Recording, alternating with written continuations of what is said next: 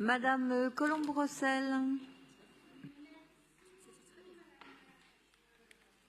Non, mais c'est quoi ces associations?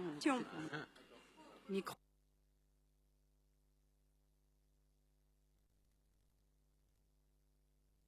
Allô, allô? Hier.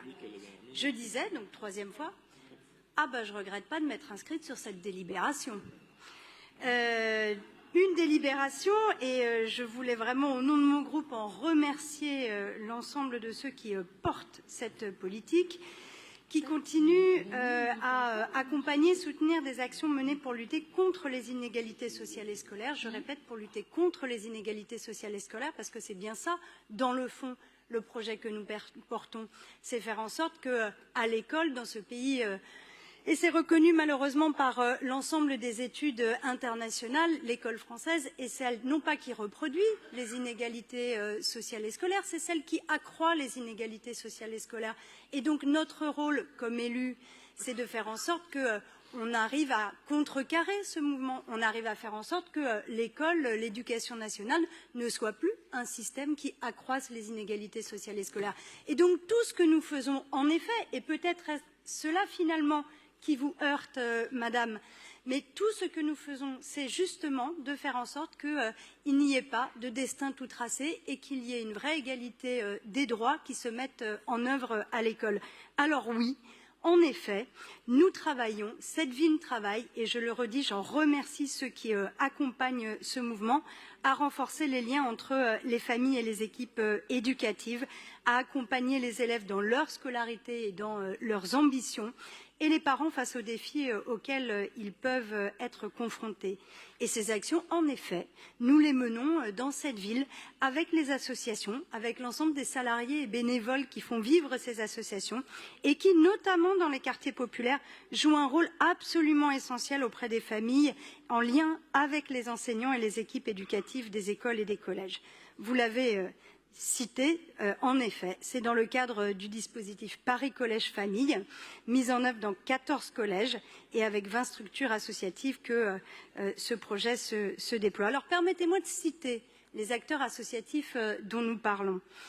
Par exemple, la FEV, l'association de la Fondation étudiante pour la ville, qui travaille à renforcer les liens entre les familles et les équipes éducatives grâce à la mobilisation de volontaires en résidence. Ces étudiants bénévoles au sein des collèges Méliès dans le 19e, Clémenceau dans le 18e ou l'an dernier à Mars-Dormois, toujours dans le 18e, organisent des actions et des événements qui visent à accompagner les parents dans l'utilisation des outils numériques en matière d'orientation scolaire. Prenons la mesure de ce qui est comporté dans cette délibération. Nous accompagnons le fait que les parents puissent se saisir de l'ensemble des outils numériques qui permettent d'accompagner, de jouer leur rôle de parents dans le suivi et l'accompagnement de la scolarité de leurs enfants. Oui, c'est lutter contre les inégalités sociales et scolaires. Et non, ça ne mérite pas autant d'opprobre, chers collègues du groupe Les Républicains.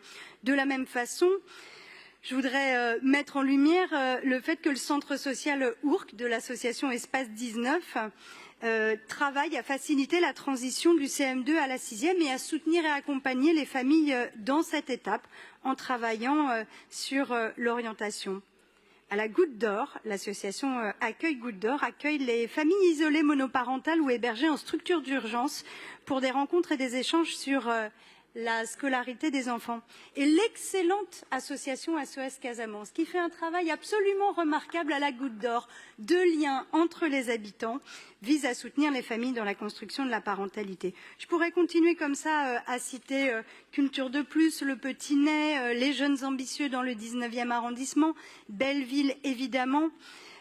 Avec toutes ces actions, la ville de Paris contribue jour après jour à renforcer le lien entre les familles et les équipes éducatives, à dépasser les difficultés liées à la langue ou au numérique, à les accompagner dans leur parentalité et à répondre à leurs questionnements.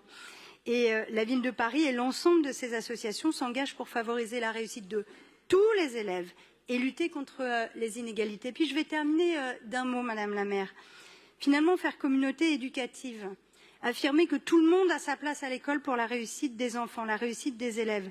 C'est en effet à rebours d'une vision extrêmement conservatrice qui a été développée et exposée par ma collègue du groupe Les Républicains.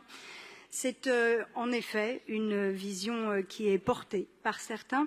Et je crois au contraire que cette délibération, elle nous démontre que par l'action, par la politique publique éducative, alors les parcours de réussite se construisent. Ils associent tout le monde en ayant un souci d'égalité pour que chacun trouve sa place. Merci à la municipalité de porter ces projets. Merci.